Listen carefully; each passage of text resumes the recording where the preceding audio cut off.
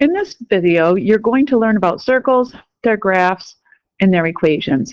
Now, I think that the amount of material that's on this page is a little bit too much, so we're actually going to split this lesson into a couple days. So we're going to kind of skip and jump through the examples. We'll look at some tonight, and then we'll look at some for the next video. What we're going to look at for tonight, though, starts with the basic equation of a circle. So any circle has an equation based upon its center and its radius. Once we know the center and radius of a circle, we can write any equation. So we're going to say, suppose the center has these random points hk, and the radius has this random length r. We know its equation is going to be x minus the x value of the center plus y subtract the y value of the center is equal to the length of the radius squared. Now, I'm not going to go through a whole long discussion about where this formula comes from, but you should know the basics or understand the basics of its heritage. I'm looking at some number squared plus a second number squared equals a third number squared. And I'm hoping that when you look at that, you can use your imagination just a little bit and envision a squared plus b squared equals c squared. So the circle formula is a direct descendant of, you guessed it, the Pythagorean theorem. And if we take a look at this picture of the circle that has been drawn on the coordinate plane for us, you can probably envision a horizontal component, a vertical component, and there's your right triangle right there. So again, Pythagorean theorem is where it comes from.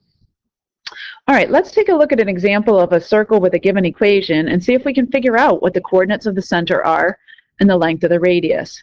Again, anytime we're dealing with a circle, we always want to know the center, and we want to know how long the radius is. Once we know those two things, we can graph the circle and we can get a very accurate picture exactly of what the circle looks like.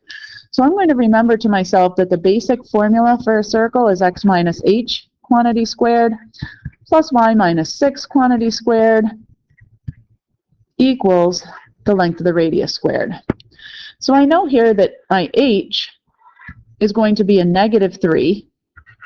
And remember that hk represents the x and y coordinates of the center. So our h value here is -3. Our k value here is 6, making the center of this circle -3, 6. And when we squared the length of the radius, we got 24. Well, if the square of the radius is 24, then the radius must be equal to the square root of 24.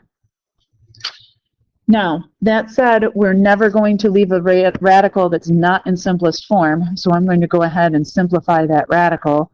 4 is the largest perfect square that'll go in there. It goes in there 6 times, making the length of the radius 2 square roots of 6. So center, coordinates -3, 6, radius 2 square roots of 6.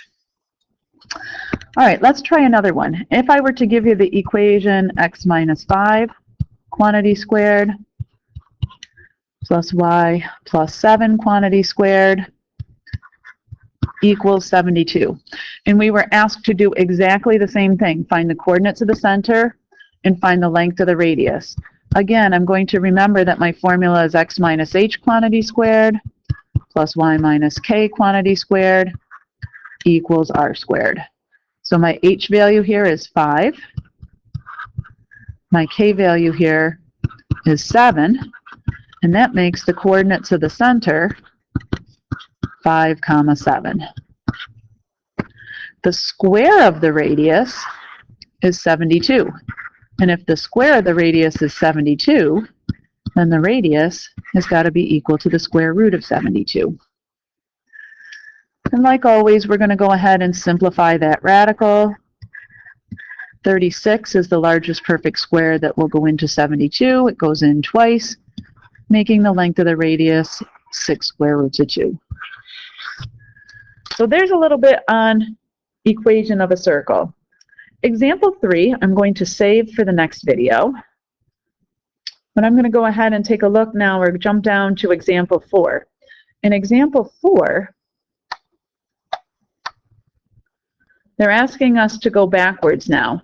They're telling us that the center is at the origin. And remember that the origin has coordinates 0, 0. and that the radius has a length of 2 square roots of 3.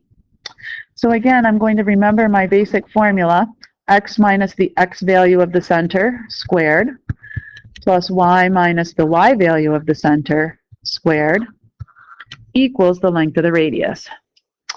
So that becomes x subtract 0, quantity squared, plus y subtract 0, quantity squared, equals the length of the radius, 2 square roots of 3, quantity squared. Well, x subtract 0 is just x, and when I square x, I get x squared. Y subtract 0 is just y, and when I square that, I end up with squared. And now I need to square 2 square roots of 3. And here's where you have to be very, very careful. Notice that I want to square the whole expression 2 square roots of 3. When I go to punch that into my calculator, I have to make sure that I go ahead and I make sure to put the parentheses in there. So I'm going to go into my calculator. I think probably just to make things easy, I'll go to the scratch pad. And I want to use the parentheses to put in 2 square roots of 3.